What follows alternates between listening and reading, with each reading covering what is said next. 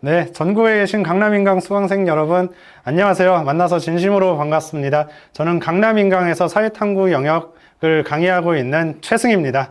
네, 여러분 이제 2021년 3월이 되었고 새학년 새학기가 시작이 되었어요. 그래서 새로운 학급에서 이제 새로운 공부를 하게 될 여러분을 일단 진심으로 응원하겠습니다. 여러분 지금 아마 이제 등교해서 수업을 듣고 있는 친구들도 있을 것이고 아니면 이제 원격 수업을 통해서 이제 수업을 듣고 있는 친구들도 있을 텐데 모두가 같은 마음일 거라고 생각을 해요. 이제 새학년 새학기가 시작이 되었으니까 이제 공부를 한번 열심히 해보자라는 이제 의지가 활활 타오르는 시기라고 생각을 합니다. 그 의지에 이제 저도 이제 감동을 받아서 제가 이 시간을 준비해 봤어요. 그럼 어떻게 우리가 사회탐구를 좀 효과적으로 공부할 수 있을지 그거에 대해서 이제 말씀드리기 위해서 제가 이제 이 자리에 섰습니다. 한번 효과적인 사회탐구 공부 방법에 대해서 여러분에게 안내를 해 보도록 하겠습니다. 일단 첫 번째로 스텝 제로라고 이제 명칭을 붙여봤어요. 일단 우리가 본격적인 공부를 시작하기에 앞서서 일단 마인드 컨트롤이 필요하다라고 이제 저는 생각을 합니다. 그래서 제가 항상 하는 얘기가 뭐냐면 셀프 풀필링 프로페시라는 말이에요. 이게 이제 제 인생의 좌우명인데 자기 충족적 예언이라는 뜻이거든요. 이 자기 충족적 예언이라는 게 어떤 의미를 가지고 있냐면 나는 내가 생각한 대로 할 수 있어 라고 하는 그런 의미를 가지고 있습니다. 내 생각대로 할 수 있다라는 것은 결국 어떤 걸 의미하냐면 여러분 스스로 자신감을 갖추기를 바란다라는 말이에요. 그래서 항상 공부를 할 때는 자신감을 갖추고 공부를 해야 됩니다. 여러분 제가 그 교원 임용시험을 볼 때 맨 처음 교원 임용시험을 준비할 때 가졌던 마음이 어떤 마음이었냐면 사실 저는 이제 대학을 졸업하고 이제 임용 준비생으로서 이제 공부를 할 때, 수험생으로서 이제 공부를 할 때 아무것도 갖추지 못한 상태였어요. 제로 베이스에서 이제 시작을 했거든요. 근데 그때도 제가 어떤 마음을 가지고 있었냐면, 내가 할 수 있다. 내가 뭐 솔직히 이 시험에서 내가 떨어지면 누가 붙을 수 있겠어? 라는 그런 마인드로 제가 이제 공부를 쭉 시작했습니다. 뭐 소위 말하면 그걸 이제 근자감이라고 이제 부르죠. 아무것도 없는 그 제로 베이스의 사람이 그냥 자신감만 갖추고 있었어요. 그래서 이제 근자감이 있었는데 근거 없는 자신감이 있었는데 여기서 말하는 그 자신감이라고 하는 것은 이렇게 이제 근거 없는 자신감으로 쭉 가는 걸 의미하는 게 아니에요. 그 근거를 여러분들이 만들어 나가야 됩니다. 그 근거라고 하는 것은 노력이에요, 노력. 그래서 우리가 자신감을 갖추고 이제 노력을 해야 된다라는 말씀을 드리고 싶어요. 그래서 일단 자신감을 갖추는 게 일단 무엇보다 필요하고 두 번째로는 목표를 설정해야 돼요. 그래서 명확한 목표를 딱 설정하고 그 목표를 바라보면서 이제 달려가는 사람과 그 다음에 목표 없이 이제 중구난방으로 달려가는 사람이 있다라고 이제 가정을 했을 때 이 둘의 속력은 같을 수 있지만 결국 결과까지 도달하는 시간은 다르게 될 거거든요. 그래서 명확한 목표를 설정하고 그것을 향해 끊임없이 달려갔을 때 좀 더 빠르게, 좀 더 효과적으로 그 목표에 다가갈 수 있다라는 말씀을 드리고 싶어요. 그래서 목표를 설정했으면 좋겠고 항상 긍정적인 마음을 갖추고 공부하기를 바래요, 여러분. 그래서 제가 이제 임용 시험을 보러 간 날에 어떤 일이 있었냐면은 이제 임용시험 이제 보기 직전에 이제 가방에서 이제 필통이나 그런 거를 꺼낼 때 가방 지퍼를 열고 이제 꺼냈어요. 그리고 이제 가방 지퍼를 다시 닫으려고 하는데 그 지퍼가 나갔어요. 지퍼가 이제 팍 빠져버려서 이제 가방이 닫히지 않는 그렇게 이제 되었습니다. 근데 이런 상황이 발생했을 때 어떤 사람들은 이렇게 생각할 거예요. 뭐지? 너무 재수없는 상황이 발생해버렸는데 내가 이번 시험에서 혹시 뭐 이런 생각이 드는 사람이 있을 수가 있을 거예요. 근데 제가 그때 어떤 생각을 했냐면 이 가방 지퍼가 나갔을 때 끝났다. 나는 이제 이 가방과는 작별이구나. 내 수험 생활을 함께 했던 이 가방과는 작별이고 나는 이제 수험생 끝이다. 나는 이제 교사가 될 거야. 라는 생각을 갖추고 이제 시험을 봤습니다. 그럼 여러분 한번 생각을 해보세요.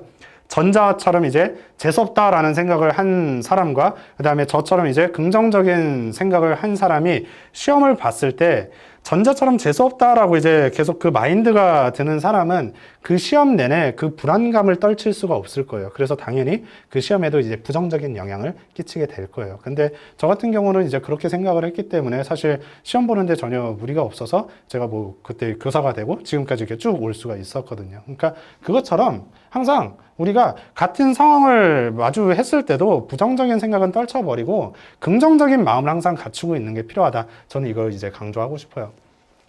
제가 이제 학교에서 이제 학생들을 상대로 이제 상담을 하거나 할 때도 때때로 약간 부정적인 마음을 표출하는 학생들이 있습니다. 제가 옆에서 이제 끊임없이 할 수 있어. 야, 할 수 있어. 노력하면 할 수 있어. 라고 이제 독려를 해도, 아, 선생님, 제가 뭘 할 수 있겠어요? 아, 저는 안 돼요. 라고 이제 부정적인 생각을 하는 친구들이 있는데, 사실 저는 그걸 어떻게 생각을 하냐면, 그렇게 이제 부정적인, 아, 나는 안 돼요. 라는 그런 판단을 내리는 건 스스로 벽을 치는 거라고 저는 생각을 합니다. 그리고, 이렇게 이제 쭉 진행해 나가다가, 혹시 이제 시험에서 원하는 결과를 얻지 못했을 때, 이제 핑계거리로 그걸 삼는 거죠. 아, 여봐요. 제가 말했잖아요. 저는 안 된다니까요. 근데 그게 아니라, 그렇게 생각하는 것이 아니라, 긍정적인 마음을 갖췄을 때는 설사 그 시험에서 원하는 결과를 얻지 못했을 때도 그것에 좌절하지 않고 그것을 추진력 삼아서 다시 나갈 수 있는 힘이 생기게 되거든요. 그러니까 항상 긍정적인 마음으로, 아, 내가 이번에는 비록 삐끗했지만 다음 시험에서는 좀 더 잘할 수 있어 라는 긍정적인 마음을 가지고 공부하는 게 필요하다라고 이제 생각을 합니다. 그래서 우리가 항상 이렇게 이런 마인드를 갖추는 거, 그게 정말 공부할 때는 진짜 필요한 태도예요. 그래서 이런 마인드를 갖추고, 두 번째로는 제가 이제 학생들하고 항상 상담을 할 때마다 이런 얘기를 해요. 야, 공부할 때 편식하지 마. 그리고 과식하면 안 돼. 이런 얘기를 하거든요. 편식하지 말라는 것은 그냥 내가 좋아하는 과목만 공부하지 말라는 뜻입니다. 그래서 우리는 어쨌든 시험을 볼 때는 다양한 과목을 공부해야 되기 때문에 내가 비록 안 좋아하는 과목일지라도 그것도 이제 열심히 공부하는 모습이 보여져야 돼요. 제가 뭐 학창시절에 저의 얘기를 한번 해보면은 저는 역사나 사회 같은 그런 과목은 좋아했거든요. 그리고 뭐 수학 같은 과목도 좀 좋아하는 편이었어요. 근데 제가 되게 좀 안 좋아했던 과목, 좀 이제 미진했던 과목이 뭐냐면 국어였어요. 국어. 아, 국어는 뭔가 해도 약간 어렵고 이제 그렇게 항상 생각을 했었는데, 그렇다고 해서 제가 이제 국어 과목을 놓거나 하지는 않았습니다. 그래서 항상 공부를 할 때도 국어부터 먼저 공부를 했어요. 왜냐하면은 내가 좋아하는 과목부터 공부를 하고 그 다음에 좀 안 좋아하는 과목 나중에 하면 공부하기 싫어지거든요. 그러니까 좀 안 좋아하는 과목부터 먼저 하고 그 다음에 내가 좋아하는 과목 공부를 하면은 좀 더 오랜 시간 효과적으로 공부할 수 있다. 이런 말씀을 여러분들한테 드리고 싶고, 그 다음에 이제 과식하지 말라는 말은 그러니까 계획적으로 공부하라는 말이에요. 그러니까 우리가 학습 플래너 같은 걸 이제 작성을 해서 좀 계획적으로 공부하자. 요 말을 드리고 싶은데, 뭐 이런 학생들이 있어요. 그러니까 뭐 계획이 전혀 없이 그냥 오늘은 좀 사회문화가 필인데 뭐 해가지고 이제 하루 왼종일 사회문화 공부하고, 이제 뭐 다음 날이 돼서는 오늘은 약간 한국지리가 필인 것 같아 라고 해서 이제 한국지리만 내내 공부하고, 이런 학생들이 있는데 이러면 안 된다는 거예요. 왜냐하면 필 받는 과목은 내가 좋아하는 과목들이에요. 내가 싫어하는 과목에 필 받지는 않거든요. 그러니까 우리가 항상 계획적으로 좀 나눠서 이렇게 공부를 하는 게 필요하다라는 말씀을 드리고 싶어요. 그래서 우리가 이런 약간 마인드 컨트롤 잘 하고 이렇게 계획적으로 공부하는 태도가 필요하다라는 말씀을 일단 드리면서 사회탐구 어떻게 공부하는지에 대해서 한번 말씀을 드려보도록 하겠습니다. 자, 이제 스텝 1 두둥 뭐냐면 개념 정리를 하는 게 필요해요. 사회탐구라는 그런 교과 자체가 우리 사회에서 나타나는 다양한 현상을 풀어쓰는 그런 개념들이 응축된 교과이기 때문에 그런 개념을 확실하게 공부하는 것이 필요합니다. 근데 이러한 개념 공부할 때는 어떻게 해야 되냐면 우리는 끊임없이 Y라는 그런 궁금증을 안고 공부를 해야 돼요. 왜라는 물음을 안고 공부를 해야 되는 거예요. 이 말은 무슨 말이냐면 앞뒤 맥락을 파악하는 공부, 그 개념을 그냥 외우는 것으로 끝나는 것이 아니라 왜 이런 개념이 등장하게 되었는지 그런 앞뒤 맥락을 파악하는 공부가 필요하다라는 말입니다. 그래서 암기를 넘어서 이해하는 공부를 하자라는 말씀을 드리고 싶어요. 뭐 예를 들면 우리나라의 이제 외교 정책이 어떻게 변화했는지 뭐 그런 거와 관련된 이제 공부를 한다라고 이제 가정을 해볼게요. 그럼 이제 뭐 50년대에는 반공 외교를 했고, 그 다음에 80년대는 뭐 북방 외교, 그 다음에 뭐 90년대는 실리 외교, 뭐 이런 것들을 했다라고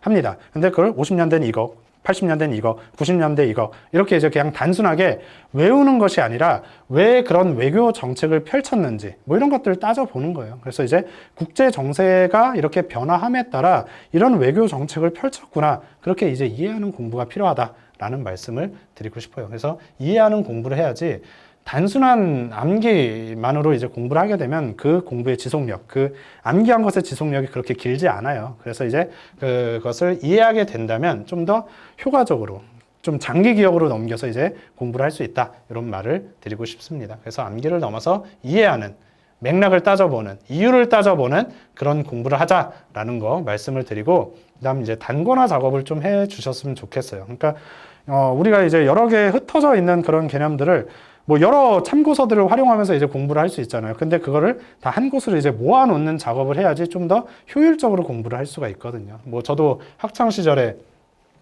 뭐 세계지리 같은 과목은 이제 교과서에다 이제 단권화해서 여백 활용해가지고 막 개념들 이렇게 정리해놓고, 그다음에 뭐 참고서를 통해서 단권화를 시킬 수도 있고, 뭐 저 임용 시험 공부할 때는 제가 스스로 혼자 자필로 정리 노트 같은 거 만들어서 이제 단권화 시켰거든요. 그래서 이렇게 한 권에다가 개념들을 응축시켜 놓으면은 그것만 가지고 다니면은 좀 완벽하잖아요. 그러니까 단권화하는 작업이 필요하다라는 말씀을 드리고 싶습니다. 이제 이런 식으로 이제 개념을 정리한 뒤에는 이제 스텝 2예요. 스텝 2. 스텝 2는 뭐냐면 문제를 푸는 거예요. 문제를 푸는 거. 우리가 이제 그 전까지 우리가 개념을 암기하고 이해하는 그런 공부를 했잖아요. 근데 우리는 어쨌든 시험을 보는 입장에서 시험을 잘 보기 위해서는 그 암기하고 이해한 개념을 적용시키는 그 과정이 필요합니다. 그 적용하는 연습을 하는 게 문제를 푸는 거거든요.